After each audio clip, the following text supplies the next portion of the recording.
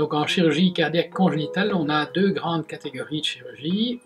Ici, en tout cas au Clinique Saint-Luc, on fait environ 20% de chirurgie cardiaque congénitale dans lesquelles on n'ouvre pas les cavités du cœur et on fait 80% de nos interventions sont réalisées avec les cavités cardiaques qui sont ouvertes.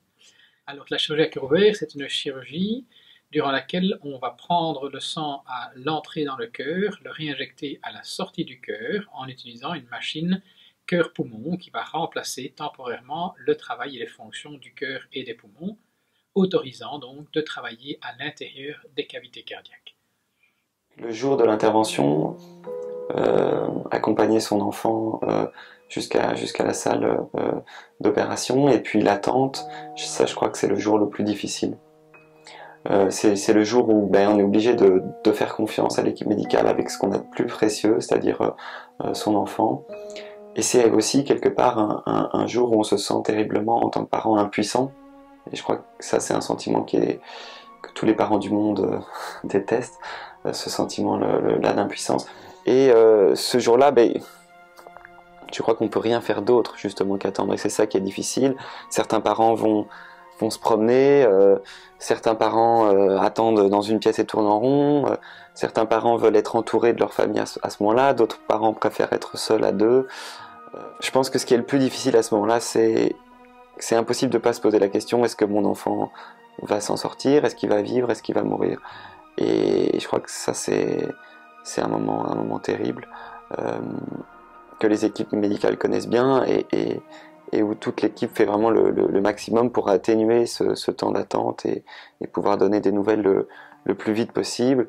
Et c'est en même temps un moment difficile, tant pour les parents que pour l'équipe, mais c'est aussi très souvent un moment, quand il s'arrête, un moment très beau de soulagement et de respiration. On a attendu quelques jours avant d'opérer notre petit garçon pour qu'il prenne des forces, pour qu'il ait un bon poids, pour que tout se déroule bien lors de son opération. C'est vrai qu'on attend ce jour avec impatience, mais à partir du moment où on nous dit voilà, demain votre petit garçon sera opéré, ça devient réel et ça fait peur.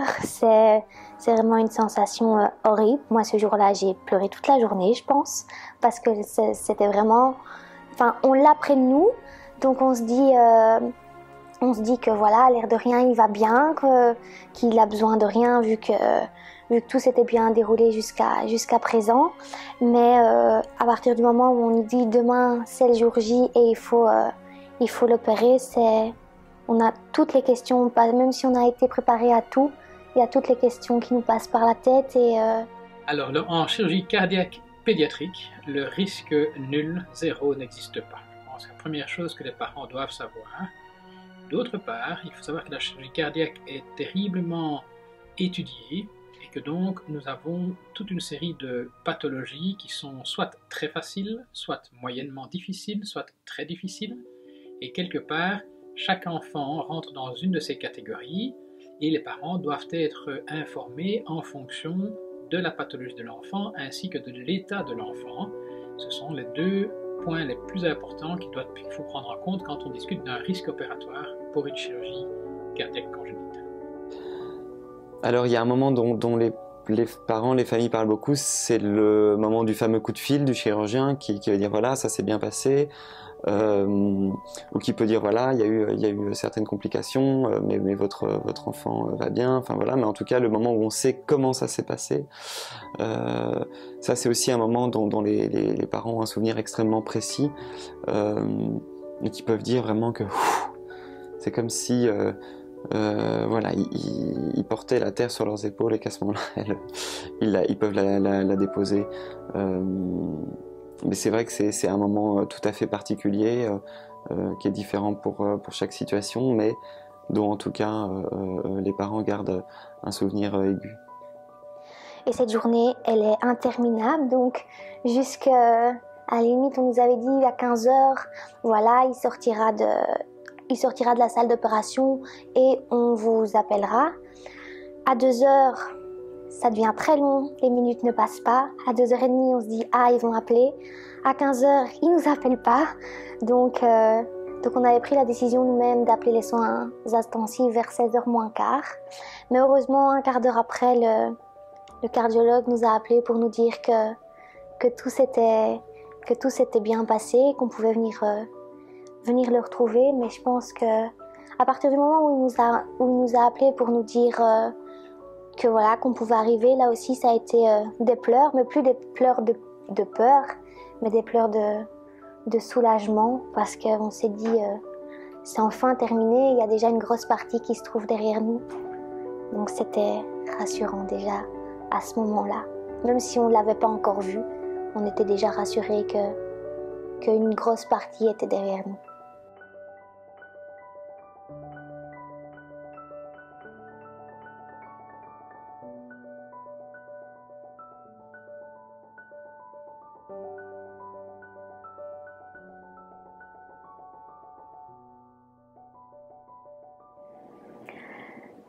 Donc en fait, l'hospitalisation de Maya a eu lieu donc la veille de l'opération. Donc on est rentré à l'hôpital le 28 et donc l'opération avait lieu le lendemain et donc elle avait une batterie de tests à faire à l'hôpital. C'est vrai qu'il y a ce côté où on est un peu soulagé effectivement parce qu'on y arrive. Donc et à la fois il y a cette angoisse qui grandit et donc c'est presque de l'ordre de l'insupportable quand on se projette en fait au lendemain. Donc et il faut quand même garder le positif en tête malgré tout et se dire que après son cœur sera réparé, il faut faire confiance aux médecins, ce qui n'est pas toujours facile parce que voilà, on confie quand même la chose la plus précieuse qu'on a au monde. Et le moment du départ était le moment que j'avais le plus dont j'avais le plus peur en fait. C'était vraiment le moment de la séparation où je devais la lâcher. Parce qu'il y avait évidemment cette angoisse de se dire que c'est la dernière fois que je la verrai peut-être et c'est encore aujourd'hui quand j'en parle c'est presque insupportable, même si je sais que c'est terminé, c'est passé, il y a quelque chose de ce sentiment qui n'est pas terminé en moi, que je sens que c'était encore un peu, voilà, il y a encore un peu une cicatrice donc, et donc c'est le moment que je redoutais le plus et je crois que mon mari aussi. Donc on est descendu et cette attente a été très très longue parce qu'on arrive dans l'espace où on va prendre, enfin où elle va rentrer dans la salle d'opération en bas et là on doit patienter parce que voilà, c'est un peu la file quoi, hein, c'est chacun son tour, donc il y a des lits qui sont là et chaque patient passe en salle d'op les uns après les autres et on s'est retrouvés les derniers dans cette salle. Enfin, les infirmières oui sont arrivées et elles ont permis que j'accompagne Maya jusque dans la salle d'opération et ça m'a beaucoup aidée. Je sais que c'est pas toujours possible et c'est quelque chose qui me tenait vraiment à cœur et j'aurais vraiment eu du mal de la lâcher comme ça dans cette pièce et de ne pas voir l'endroit où elle allait être opérée, même si c'est très dur aussi.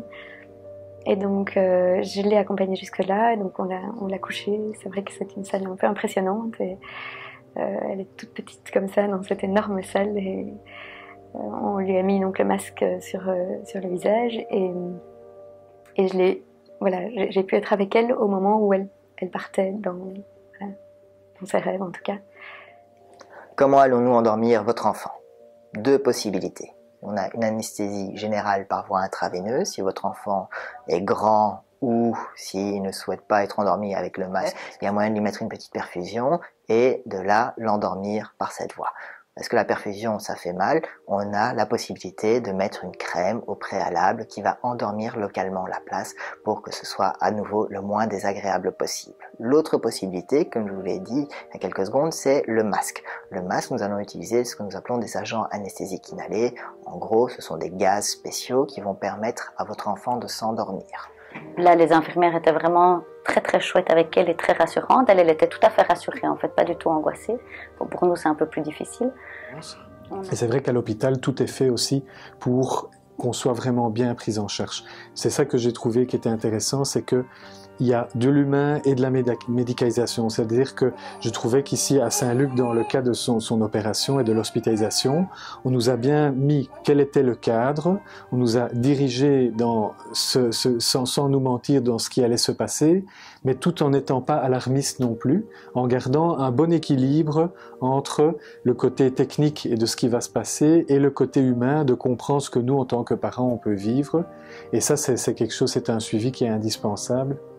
dans ce genre de problème que peuvent avoir des petits-enfants, parce qu'en tant que parent, on vient d'avoir un enfant, et surtout si c'est le premier, on se pose beaucoup de questions de savoir est-ce que je fais le bon choix ou pas, pour lui ou pour elle, et c'est très difficile, on peut prendre des décisions comme ça pour soi-même, mais quand c'est le prendre pour quelqu'un d'autre, et en plus pour son enfant, c'est quelque chose de très difficile. Mais voilà, donc il y a tout un encadrement qui existe, et ça aide aussi à faire des choix. Alors, la chirurgie cardiaque congénitale à Saint-Luc occupe depuis les années 80 environ 20% de l'activité cardiaque totale du service, et ce qui correspond environ à entre 200 et 230 interventions de chirurgie congénitale annuelles. Alors, sur le plan donc de nos résultats, nous avons annuellement des réunions afin de vérifier nos résultats et de les comparer par rapport à ce que les autres centres belges et européens obtiennent comme résultats. Et si au cours de 4 de 5 ans une tendance est vue comme étant plutôt défavorable, l'ensemble de l'équipe, chirurgiens, cardiologues, réanimateurs, vont se repencher pour voir s'il n'y a pas à l'un ou à l'autre endroit une amélioration possible. Quand un enfant arrive aux soins intensifs au retour de salle d'opération, il faut savoir qu'il ne passe pas par la salle de réveil. Donc il vient directement de la salle d'opération aux soins intensifs, et donc ça veut dire qu'il est encore endormi. Endormi avec une machine qui l'aide encore à respirer, qu'on appelle un respirateur. Et quand les parents viennent voir leur enfant directement après l'intervention aux soins intensifs, ils peuvent être impressionnés par la quantité de tuyaux et d'équipements nécessaires à la surveillance et au traitement de leur enfant. Donc, il y a la cicatrice évidemment, mais il y a aussi un tuyau qui rentre par le nez ou par la bouche pour l'aider à respirer avec la machine. Les soins intensifs pédiatriques sont caractérisés par une surveillance très étroite du patient, et donc pour ce faire on a des moyens en personnel qui sont assez importants, c'est-à-dire qu'il y a une infirmière pour 2 ou 3 patients maximum et un médecin 24 heures sur 24 présent dans le service pour la surveillance des patients. En intensif pédiatrique, on a une unité où on a l'habitude de travailler en collaboration étroite avec les autres spécialités, et notamment les cardiologues qui sont disponibles aussi de manière très rapprochée si on a besoin de leur aide, et qui suivent au quotidien leurs patients hospitalisés chez nous. On peut aussi, si nécessaire, faire appel aux autres intervenants, aux autres membres de l'équipe de cardiologie pédiatrique, notamment les psychologues, les diététiciens, pour la prise en charge des enfants qui sont chez nous.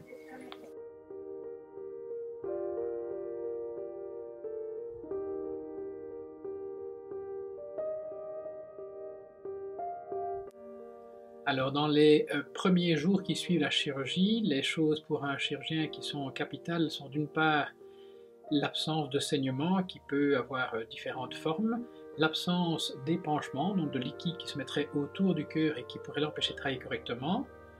Troisièmement, la stabilité des réparations qui ont été réalisées en salle d'opération et qui sont quasi toujours contrôlées pendant l'opération. Il est néanmoins important de pouvoir vérifier 1 semaine, 2 semaines après que les réparations sont toujours de bonne qualité. Et alors, au-delà de ça, bien sûr vérifier que sur le plan de la cicatrisation, il n'y a pas de problème infectieux particulier. Rachel, elle a 14 ans, et quand on voit un peu son parcours, Rachel a été opérée 3 fois à cœur ouvert.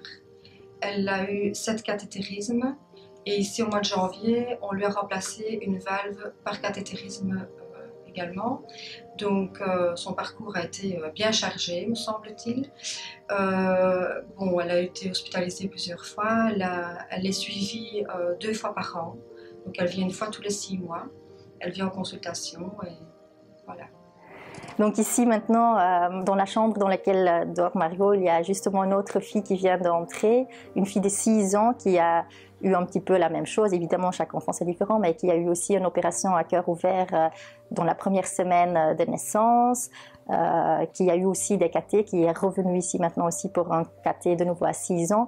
Mais en même temps, ben voilà, ça m'a fait du bien quelque part de voir cette fille de 6 ans, parce que j'ai vraiment vu aussi ma fille à 6 ans. Donc je me dis, voilà, avec ce parcours, il y en a d'autres qui ont le même parcours et qui sont déjà là. Et donc, ça donnait du courage quelque part.